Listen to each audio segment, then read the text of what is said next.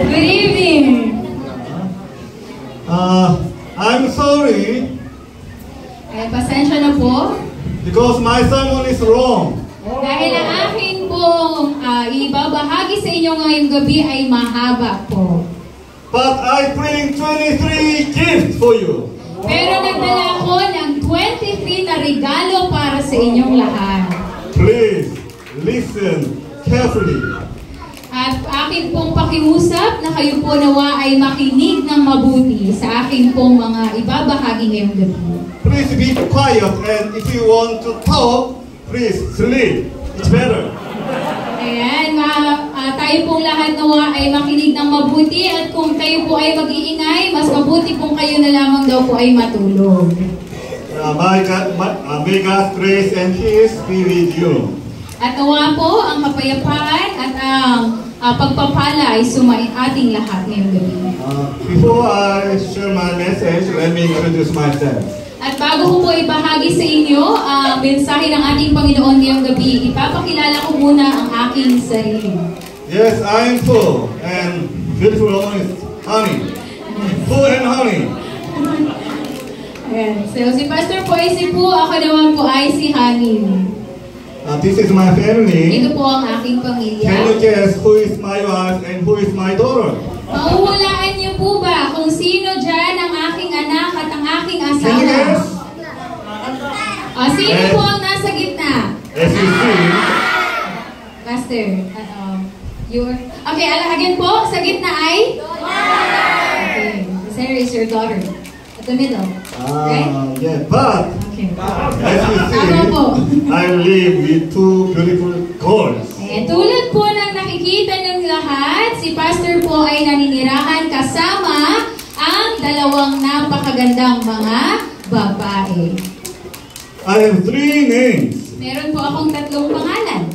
The first is Korean name Rim Sang-woo. At ang una po ay ang aking Korean na pangalan na In Sang-woo. When I was born, my grandfather paid a lot of money for my name. He paid about 17,000 pesos to buy my name 50 years ago. Wow! Nang ako po ay ipinanganak, nagbayad po ang aking lolo ng malaking halaga ng pera para lamang sa aking pangalan. At nagbayad po siya ng humigit kumulang na 17,000 pesos para lamang po sa kanyang pangalan. The meaning of my name is helping each other, and I became a pastor as my name means. At ang ibig sabihin po ng aking pangalan ay tulungan ang isa't isa. At syempre, naging pastor po ako dahil sa kahulugan ng aking pong pangalan. And my second name is Christian. At ang pangalawa ko pong pangalan ay Christian. This name was also bought, but its price is impossible to measure because it is the price of life. Ang pangalang ito din po ay aking nabili, ngunit ang halaga nito po ay hindi masusukat ng kahit ano paman dahil ito po ay may halaga ng buhay. By faith in God's word, I believe all of you have the name Christian, just like me. Sa pamamagitan po ng pananampalataya sa salita ng Diyos, naniniwala po ako na mayroon din po kayong pangalang Christian tulad ko. And my third name is what? Can you guess?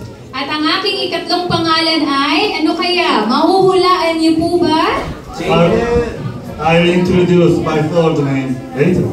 At sasabihin ko po or ibabahagi ko sa inyo ang aking ikatlong pangalan mamaya. This evening my topic is treasure hunt. Ngayong gabi po ang aking pong tatalakayin ay pinamagatang treasure hunt or paghahanap ng kayamanan. Have you ever played treasure hunt? Nakapaglaro na po ba kayo ng treasure hunt? Raise your hand. Taas po ang kamay na nakapaglaro ng treasure hunt. Wow. Ayan. Yeah. Treasure hunt is very fun activity. Ayan. Masaya po bang laro ang treasure hunt? Di ba po? Ito ay isang napakasayang laro. Let me tell you a story. Ayan, hayaan niyo po na ako po ay magbahagi sa inyo ng isang kwento. A long time ago, when I worked at a school, the school had a week of prayer. noong matagal na panahon na po, nagtatrabaho ako sa isang paaralan at 2 beses sa isang taon po ay nagsasagawa ng linggo ng panalangin. There were many events during the week of prayer, but the treasure hunting was best fun event. Marami pong mga aktibidad sa linggo ng panalangin na iyon. Ngunit isa po sa napaka-espesyal at paborito ng lahat ay ang treasure hunt. On the day of the treasure hunt, early in the morning, I secretly went out to the playground and hid the treasure notes. Sa araw po ng treasure hunt, maaga pa lamang po, ay palihim na akong pumupunta sa playground. Nagtatago na po ako ng mga treasure notes. I put some inside old cans and some others inside empty choco pie wrappers. May ilan po akong inilalagay sa loob ng lata at ang ilan naman po ay sa walang lamang wrapper ng choco pie. Around the playground, in places where students could easily find, I hid coupons for toast or tteokbokki worth 40 pesos. At sa paligid po ng playground at sa mga lugar na madaling hanapan or mahanap ng mga estudyante, nagtatago po ako doon ng mga coupon para sa toast or tteokbokki na nagkakahalaga ng 40 pesos. In other places, I hid culture gift card worth 200 pesos, and the fourth prize was a gift card worth 1,200 pesos. Wow. Ayan. So, sa mga mahirap pong puntahan, nagtatago po ako doon ng mga culture gift card na nagkakahalaga lamang ng 200 pesos. At ang unang gantimpala po ay nagkakahalaga ng 1,200 pesos. When the morning classes were finished, instead of running to the cafeteria, the students ran out to the playground to look for the treasures, and I watched them for a distance. At pagkatapos po ng klase sa umaga mga kapatid, tumutunog na ang kampana para sa pananghalian. Sa halip na ang mga estudyante ay tumakbo papunta sa cafeteria, tumatakbo po sila sa playground para hanapin ang mga itinago ni Pastor at pinapanood po sila ni Pastor sa malayo. Some seriously searched the place where treasure might be hidden. Some were happy when they found the treasure, and some begged their friends for the treasure note they found. May ilan po na seryoso silang naghahanap sa mga lugar kung saan ba itinago ni Pastor ang mga kayamanang ito at or mga bagay na ito, at may ilan din na natutuwa kung sila po ang nakakahanap, at meron ding iba na nanghihingi na lamang sa kanila pong mga kaibigan. The most interesting for me was the fourth prize, treasure note. Ayan, ang pinaka masaya po para sa akin ay ang nasa unang gantimpala or sa unang bagay po, pinakamahalaga. Because I know where the first prize was hidden, and I wondered if the student would find it or not. At dahil alam ko kung saan nakatago ang lahat ng ito, naisip ko kung mahahanap pa ito ng mga estudyante o hindi. My heart beat fast when they got near the fourth prize. Mabilis po ang tibok ng aking puso at habang papalapit sila sa unang gantimpala. But one student kicked Coke can under the iron bar where the fourth treasure note was hidden. Just press back. Ngunit may isang estudyante nang kanyang makita ito ay sinipa lamang niya ang isang lata ng Coke sa ilalim ng isang bakal po na kung saan nakatago na doon ang treasure note.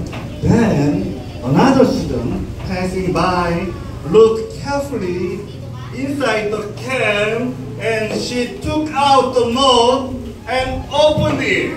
At pagkatapos po ng pangyayaring iyon, mayroon pong isang estudyante na naman na dumaan at tiningnan ng maigi ang nasa loob ng lata at kinuha niya ang nasa loob nito at binuksan. Suddenly, her eyes grew large and she shouted, "I found the fourth prize!" Biglang lumaki po ang kanyang mga mata at siya po ay sumigaw, "Natagpuan ko na or nakita ko na ang unang gantimpala." 찾았다! Nakita ko na! Follow me! 찾았다! 찾았다! Yeah, good! Then, many students came running and asked, where was he hidden? At marami po sa mga estudyante ang nagtanong, saan mo ito nakita? Saan ito nakatago? When she said, inside the can near the iron bar. At nang sinabi niya, nasa loob lamang ito ng lata. At ito ay malapit lamang doon sa may bakal sa labas ng sa playground. Many students sighed and said, oh, I went that near iron bar. Oh, I saw the can. At ang marami pong mga estudyante ay nagsabi, nilapitan ko rin yung lata na yan. Pumunta din ako sa lugar na yan pero wala akong nakita. But who was the most unlucky student in that treasure hunt? Ngunit sino nga po ba ang pinakamalas na estudyante ng araw na iyon? Yes, it was the student who kicked the can without thinking. Opo, siya po ang estudyante na siyang sumipa ng lata nang hindi lamang ito binubuksan. In this world, Sa mundong ito, there are two people who see and people who do not see. may mga tao pong nakakakita at meron din pong mga tao na hindi nakakakita. There are people who keep the treasure and people who do not keep it. At meron din pong mga tao na napapanatili nila ang kayamanan at meron din mga tao na hindi. Are you someone who sees or someone who doesn't? Ikaw ba ay isa sa mga nakakakita nito o hindi? If you didn't find it, I will go with you to find that treasure. Kung hindi mo pa ito nahahanap or nakikita, sasamahan kita sa paghahanap sa kayamanang ito. If you want to know to keep treasure, please listen carefully. And if you listen carefully to my message, you will find and keep the treasure well. At kung gusto niyo pong malaman ang kayamanang ito, akin pong pakiusap na nawa po kayong lahat ay makinig ng mabuti. At kung ikaw po'y makikinig, ay iyo din pong matutuklasan ang tunay na kayamanang ito. To find treasure, let us look at the Bible, Matthew chapter 13, verse 44. At para mahanap po ang kayamanang ito, atin pong buksan ang ating mga Biblia sa aklat ng Mateo 13 verse 44. Ang paghahari ng langit ay katulad ng natatagong kayamanan sa bukid. Natagpuan ito ng isang tao at muli niyang itinago ito. Dahil sa kagalakan, siya ay umuwi at ipinagbili ang lahat niyang tinatangkilik at binili ang bukid na iyon. Here is another treasure hunt story. At mga kapatid, narito po ang isa pang kwento ng treasure hunt. A long time ago, there was a poor farmer. Because he was poor, he rented someone else's field every year to grow grass. Noong unang panahon po, may isang mahirap na magsasaka. At dahil siya ay mahirap, nangungupahan po siya ng mga bukirin sa ibang taon-taon para magtanim. As soon as he rented the field, the first thing he did was plow it. Ayan, pagkakuha niya po sa bukid ng bukirin, ang una po niyang ginawa ay ang pag-aararo. He worked hard with his plow, but suddenly the plow got stuck in one spot. So he left the plow and started digging with a pickaxe. Ayan, masipag po ang magsasakang ito sa pag-aararo, ngunit biglang natigil ang pag-aararo niya sa isang lugar. Iniwan niya ang araro, sinimulan po niyang hukayin ang lupang ito gamit ang piko. Soon, he saw the top of an old box. Ayan, at hindi nga po nagtagal, nakita niya ang ibabaw ng isang lumang kahon. He dug more and opened the box. Ayan, naghukay pa po siya at binuksan niya po ang kahon. And what happened? At ano nga po pala nangyari? Inside the box, Sa loob ng kahon, he found a treasure. nakita niya ang kayamanan. What do you think the farmer did next? Ano po kaya sa tingin niyo ang ginawa ng magsasaka pagkatapos niyang makita ang kayamanang ito? In the past, there were no banks or no safes. Ayan, noong unang panahon po, mga kaibigan, ay wala pong bangko, wala pong bank, or walang ligtas na kahon or lalagyan. So people sometimes bury their treasure in the field.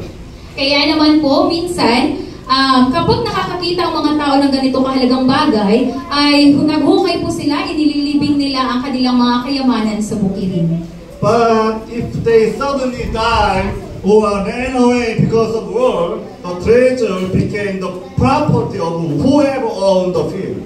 Ngunit kapag sila po ay namatay or tumakas po sila mula sa digmaan, ayan, nagiging pag-aari na po ito ng may-ari ng bukirin. So, what did the farmer next? Ayan, ano po kaya ang sunod na ginawa ng magsasakang ito? The farmer looked around and quickly buried the treasure again. Ayan, tumingin po ang magsasaka sa paligid at mabilis niyang inilibing muli doon sa hukay ang mga kayamanang ito. Then he went to the owner of the field and asked to buy the field. At pagkatapos noon, pumunta po siya sa may-ari ng bukirin at humiling po siya na bilhin na lamang ang bukirin na iyon. When the owner agreed to sell it, the farmer went back home and sold everything he had. At nang pumayag na po ang may-ari ng bukirin na ibenta ito, bumalik po ang magsasaka sa kanilang bahay.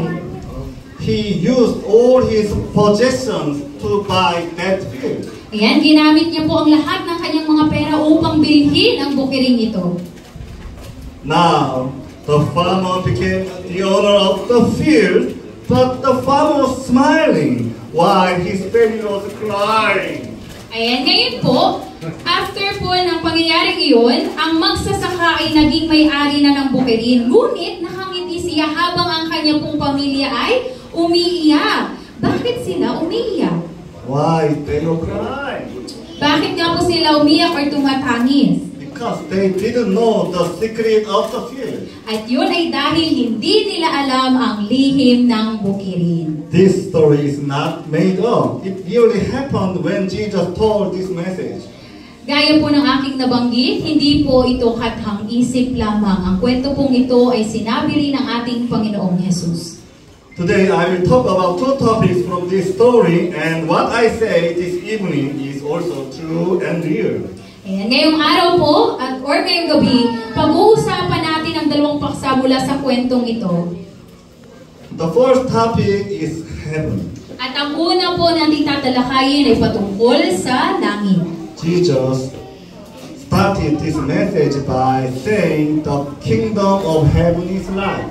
Sinimula ni Jesus ang mensahe ito sa pagsabi ng ang kaharian ng langit ay parang. Jesus cares a lot of heaven. That is why Jesus often talked about heaven. Mahalaga po sa ating Panginoong Jesus ang langit.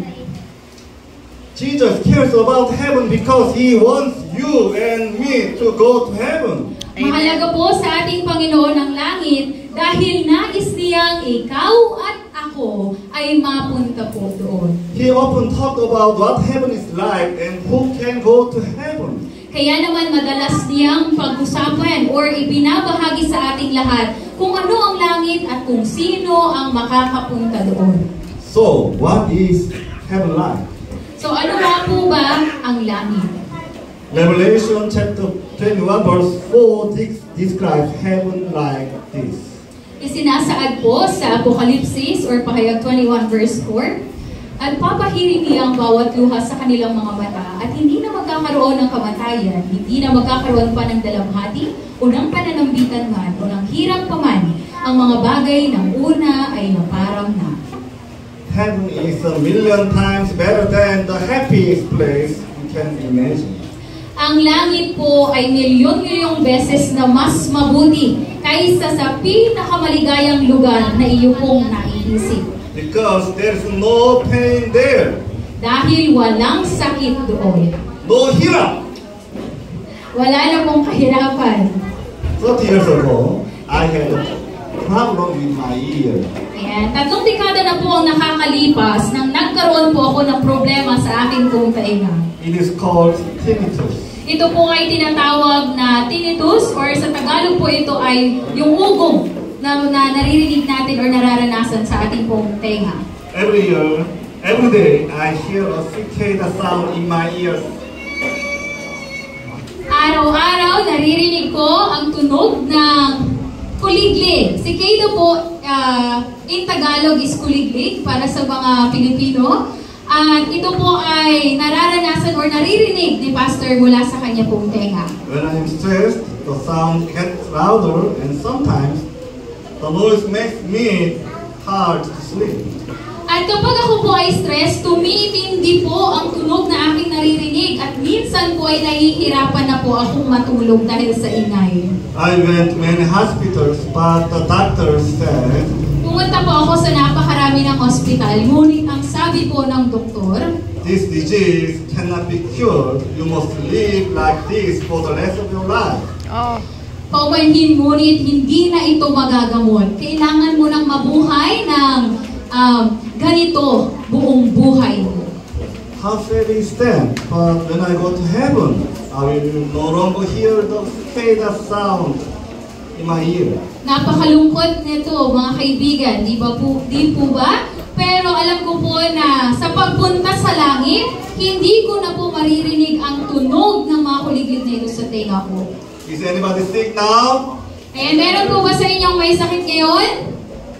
Please remember, there is no pain in heaven. Yun sa inyo pong tandaan, mga kapatid, wala na pong sakit sa langit. No sickness in heaven. Wala nang kasakitan at karamdaman na mararamdaman o mararanasan sa langit.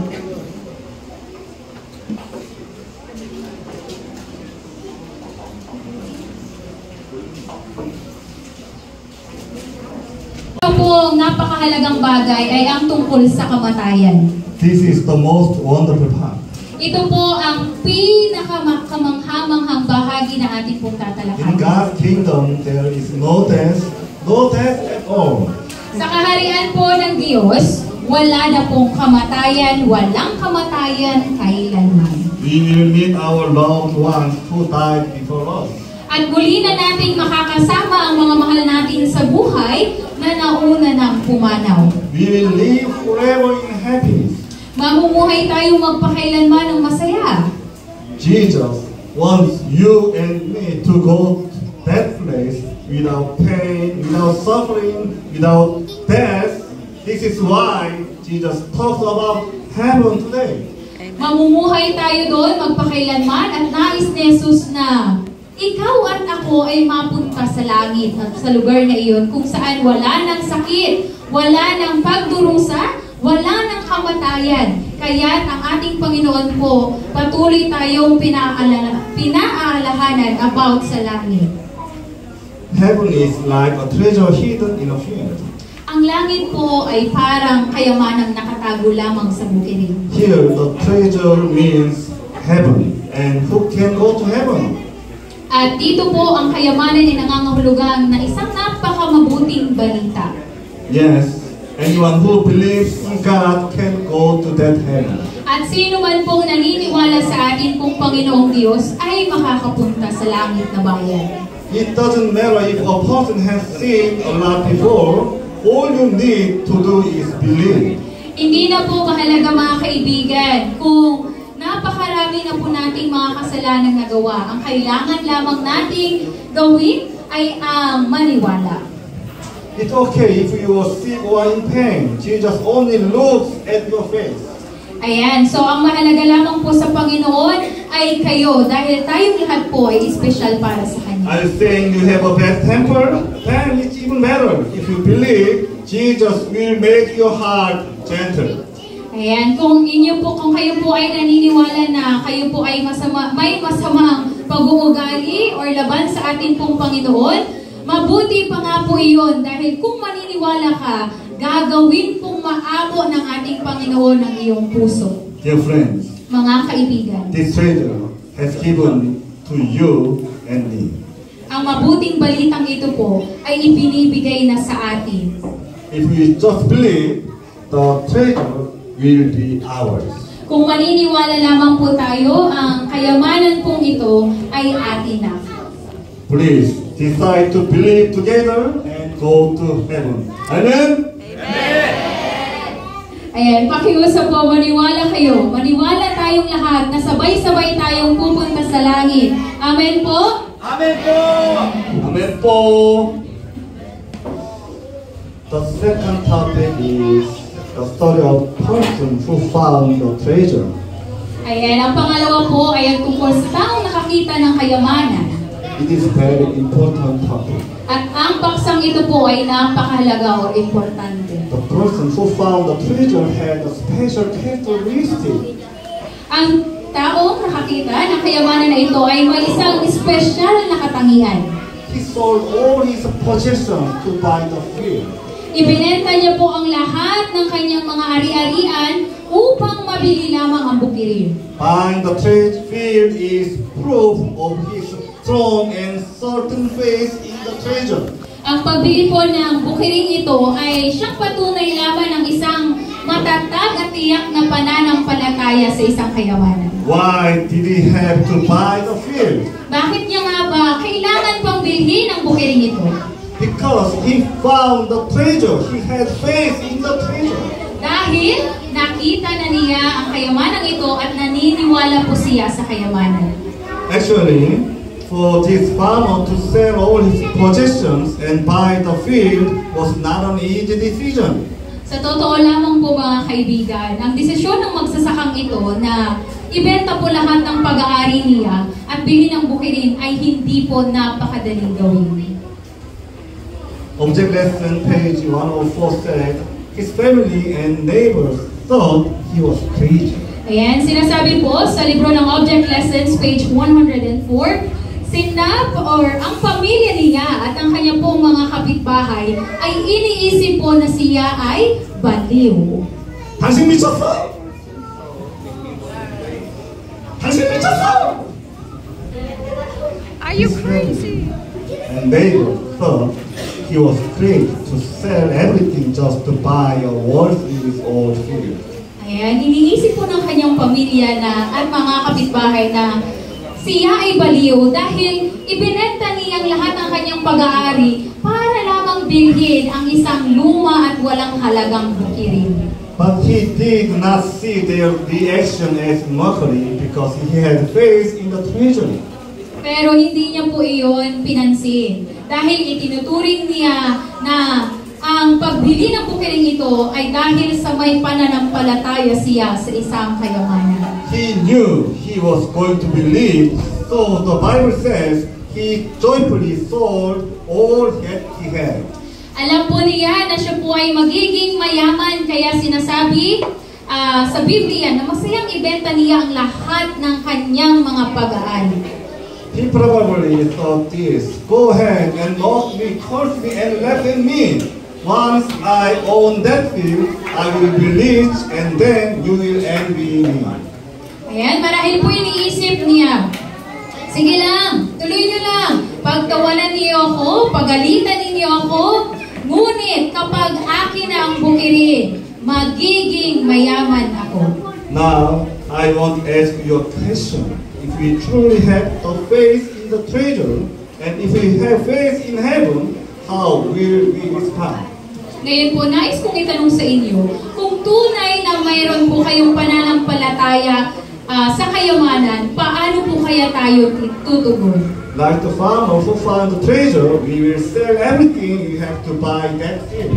Tulad po ba ng magsasakang ibinenta na ang lahat ng kanyang pag-aari para sa kayamanang ito at mabili ang bukirin? Here selling means valuing something more highly. Dito po, ang pagbibenta na isinasaad o isinasabi ay nangangahulugan lamang ng pagbibigay halaga ng higit. It means letting go of what is less important to gain what is more important. Ibig sabihin po nito mga kaibigan na bitawan po natin ang mga bagay na hindi gaanong mahalaga para mas makuha natin ang mga bagay na mahalaga sa ating buhay. Now, I ask one volunteer. Please raise your hand if you want to be a volunteer. Please raise your hand. Ayan, ngayon po ay gusto kong humanap ng isang volunteer na sasagot po. Ayan, please taas po ng kamay. Okay, Sonny, come on. Sunny, okay. Sonny, Miss Sunny. please, come on.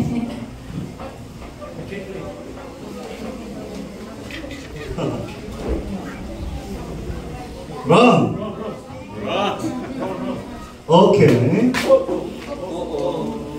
I have two gifts. Meron po akong dalawang mga bagay na narito. The first is face pack from Korea. Ayan, ang una po ay meron po ako ditong face mask or face pack from Korea. Galing sa Korea. The second is cute pin. Ayan, ang sumunod naman po ay meron po akong isang maliit na pin. Just the first thing, just for once, but make your face beautiful. Ayan, ang una pong bagay ay magagamit lamang isang beses, ngunit ikaw po ay papagandahin ito. But second thing, do not make you beautiful, but it has long time. You can use every time. Ayan, ang sumunod naman pong bagay, hindi ka po nito pagagandahin, ngunit magagamit niyo po ng pangmatagalan. Please, it's not made up. It's not made up. Which do you want? Which one do you want? Disappoint you. 자, yes, yes, yes. 자, 박수.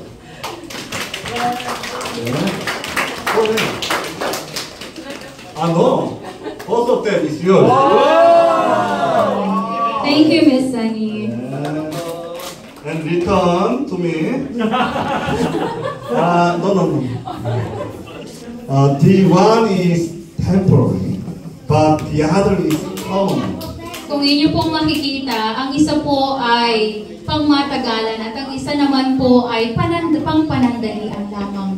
Which one is valuable? Ano nga po ba dito sa dalawang ito ang pinakamahalaga para sa atin? Dear friends, remember more highly.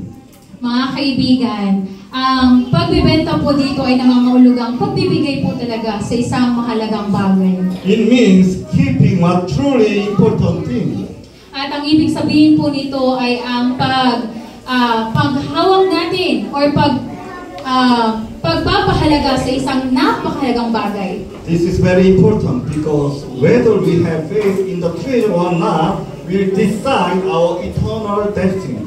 At ito po sinasabi na importante man or hindi, kung talagang tayo ay merong pananampalataya sa kayamanang ito po ay magagamit natin hanggang sa ating pong buhay.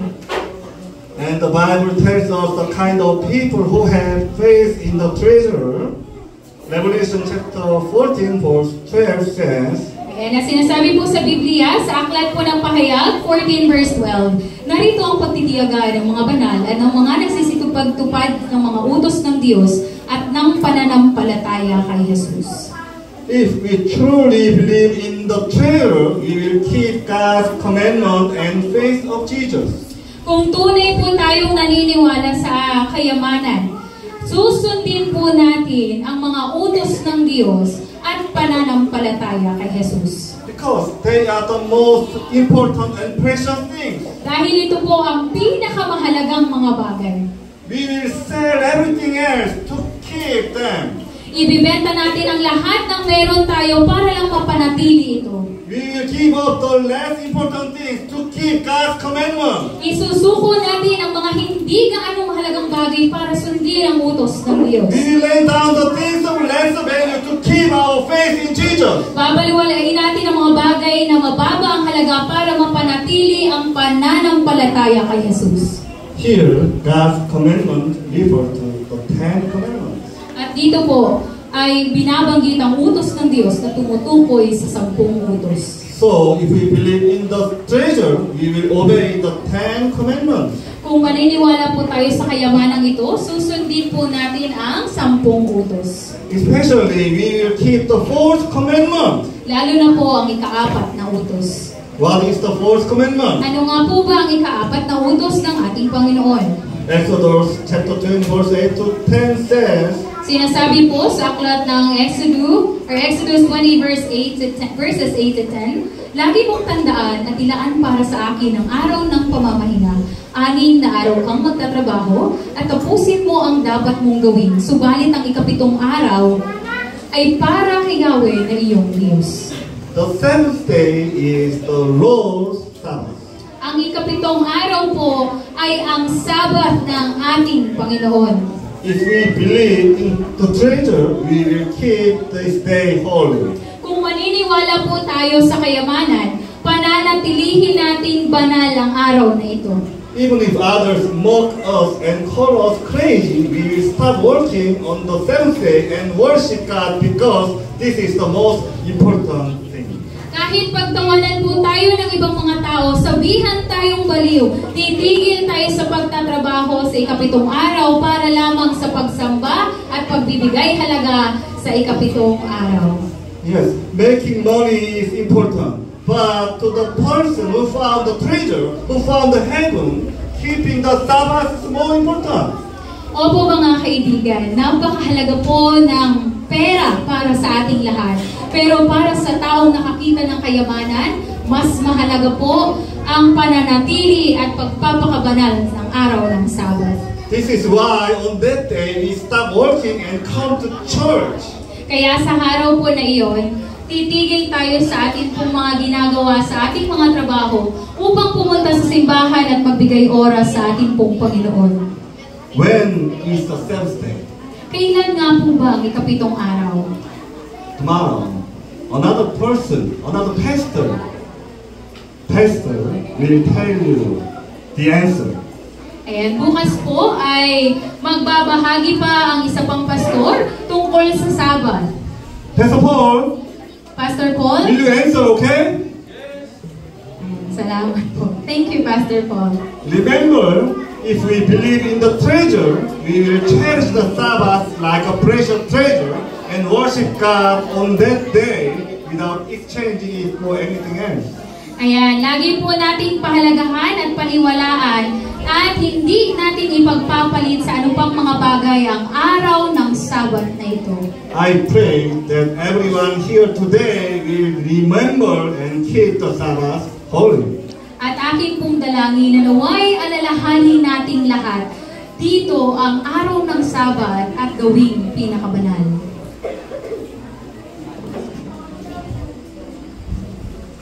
A true story that happened a long time ago in Korea. Ito po ay isang totoong kwento na nangyari matagal ng panahon sa Korea.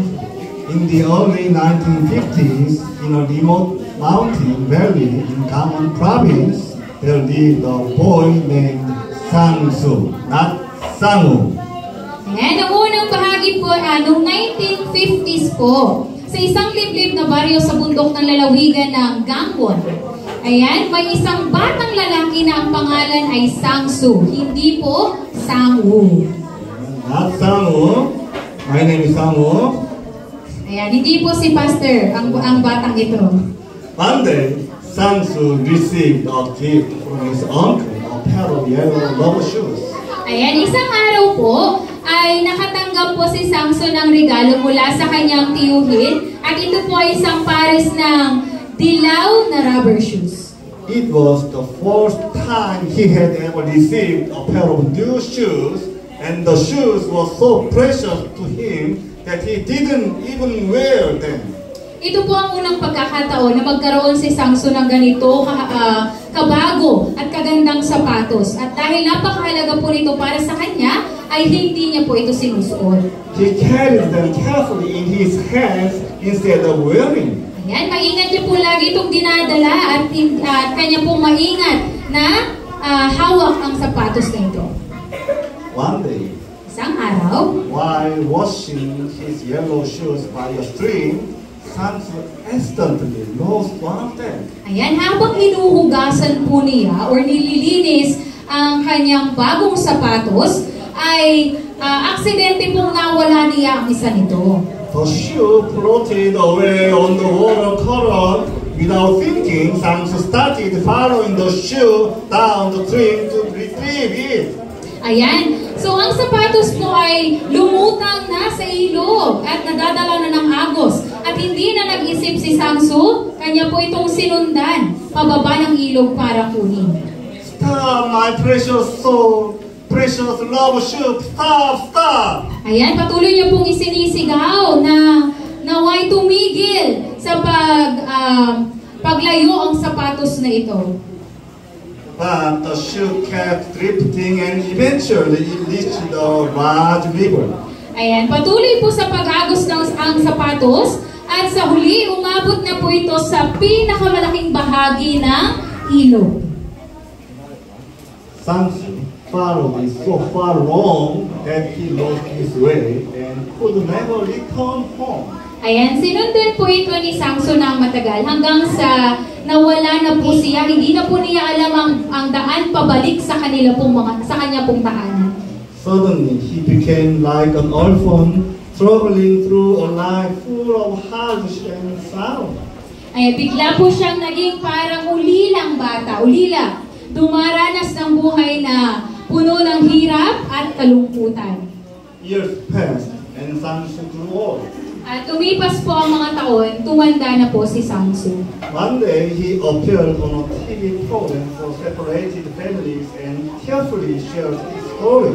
Isang araw po, lumabas po si Samson sa isang programa sa telebisyon para sa isang pamilya. Ang programa pong ito ay tungkol sa pamilyang nagkakahiwa-hiwalay at naiyak po siya habang ibinabahagi niya ang kanyang kwento.